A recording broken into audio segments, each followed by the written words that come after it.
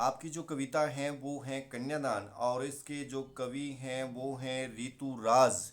और ऋतुराज का जो जन्म है वो 1940 में राजस्थान के भरतपुर जिले में हुआ।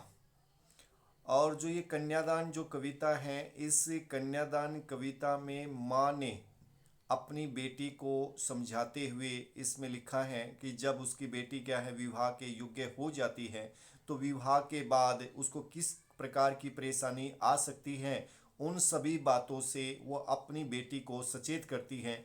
क्योंकि उसकी माँ का जो मानना है, उसकी माँ का मानना है कि उन्होंने अपने जीवन में जिन दुखों को सहन किया कि वो दुख मेरी बेटी को प्राप्त न हो, इस प्रकार उन सभी बातों से वो अपनी बेटी को अवगत कराती है। और वो अपनी बेटी को क्या है अंतिम संपत्ति मानती है, अंतिम पूंजी मानती है। क्योंकि उसका जो मानना है कि उसकी जो बेटी है वो उसकी अंतिम संपत्ति है, क्योंकि वो सारे सुख दुख उसी के साथ बांटती है। इसके बाद उसको वो दोबारा वो सचेत करती हुई कहती है कि आपने क्या है, जो पानी है जो आग है ये जीवन देने वाले हैं, जीवन लेने वाले नहीं हैं।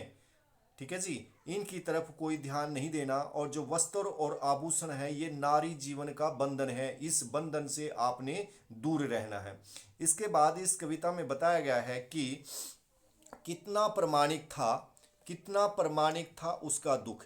जो माँ कहती है कि माँ ने अपने जीवन में जिन दुखों को सहन किया, जिन अन्याय को अत्याचार को सहन किया, उन दुखों के बारे में जब उसकी जो लड़की है विवाह के योग्य हो जाती है, विवाह के समय क्या है उसको बताती है। वो इस कारण से बता रही है मानो जैसे उसकी लड़की जो है उसकी अंतिम पूंजी हो, अंतिम संपत्ति हो। क्योंकि वो सारे के सारे सभी सुख दुख अपनी लड़की के साथ बांटती है। इसके बाद इसमें कहा है लड़की अभी सियानी नहीं है, लड़की अभी सियानी नहीं है। अर्थात वो उसका विवाह तो करने जा रही है, लेकिन जो उसकी जो लड़की है वो इतनी समझदार नहीं है, अभी इतनी भोली सरल। अर्थात उसकी जो लड़की है वो तो क्या है बहुत ही भोली भाली सीधी सादी और सरल है, बहुत ही भोली भाली सीधी सादी और सरल है।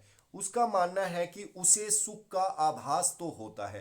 अर्थात जो लड़की की जो माँ है वो कहती है कि जो मेरी बेटी है उसे सुखों का मह आभास तो होता है, महसूस तो होता है, क्योंकि यहाँ पर उसे सुख ही सुख मिले हैं।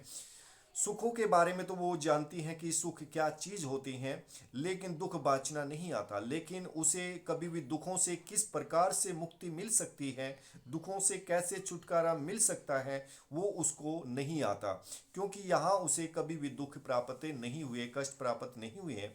इसके बाद जो माँ है अपनी बेटी की जो तुलना है वो धुंधले प्रकाश की पाठिका के साथ करती है। वो कहती है कि उसका मानना है कि पाठिका थी वह धुंधले प्रकाश की, कुछ तुकों और कुछ लयबद्ध पंक्तियों की।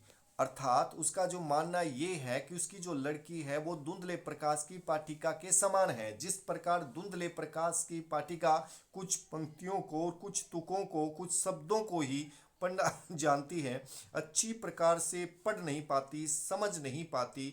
ठीक है। तो उसी प्रकार से माँ का मानना है कि मेरी बेटी के जीवन में यदि बहुत ज़्यादा दुख आ गए तो वो थोड़े बहुत दुखों से तो छुटकारा पा सकती है, मुक्ति पा सकती है, लेकिन बड़े से बड़े दुख से किस प्रकार से छुटकारा मिल सकता है, मुक्ति मिल सकती है, वो उसे नहीं आते।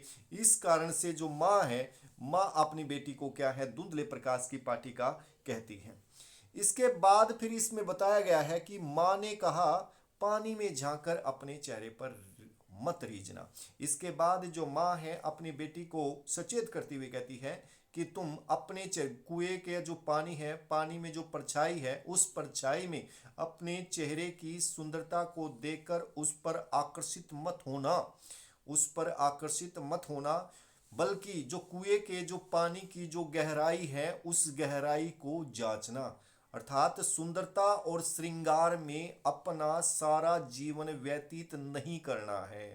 ठीक है। उस पानी, कुएं के पानी की जो गहराई है उस गहराई को देखना है, जांचना है।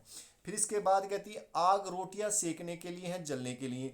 दूसरी बार फिर उसको समझाती हुई कहती है कि जो बेटी जो आग होती है वो रोटियां सेकने के लिए होती है, रोटियां सेकने के लिए होती हैं, जलने के लिए नहीं होती हैं। अगर तुम ससुराल पक्ष अगर तुम्हारे पर अन्याय करता है, अत्याचार करता है, तुम्हारा शोषण करता है, तो उस शोषण से, उस अन्याय से, उस अत्याचार से तंग आकर तुम कभी अपने आप को आग लगा लो, आग में जला लो, ऐसा नहीं करना है। इसके बाद फिर इसमें बताया गया है वस्त्र और आभूषण। वस्त्र और आभूषण शाब्दिक भ्रमों की तरह बंधन है स्त्री जीवन के। फिर कहते हैं कि जो वस्त्र हैं, जो आभूषण हैं, जो गहने हैं, वो शाब्दिक शब्दों के धोखे के समान है। अर्थात तुमने क्या है, झूठी प्रशंसा में अपना समय व्यतीत नहीं करना है, क्योंकि ये जो झूठी प्रशंसा है, जो वस्त्र हैं, जो आभूषण है, ये नारी जीवन के बंधन का कारण है, नारी जीवन के बंधन का कारण है। इसके बाद कहा, माँ ने कहा लड़की होना पर लड़की जैसी दिखाई मत देना। उसने कहा, माँ ने कहा लड़की तो होना, लड़की में जो सहनशीलता, जो कोमलता, जो धैर्य, जो भोलापन, जो गुण होते हैं, वो गुण तो आपके अंदर होने चाहिए, पर लड़की जैसी कभी भी कमजोर मत दिखाई देना। अर्थात वहां उसने बताया, उसको आया कि घर गृहस्थी के सभी काम तो करने हैं, लेकिन आपने क्या है, कभी भी शोषण का शिकार नहीं बनना है। इस प्रकार माँ ने अपनी लड़की को समझाया।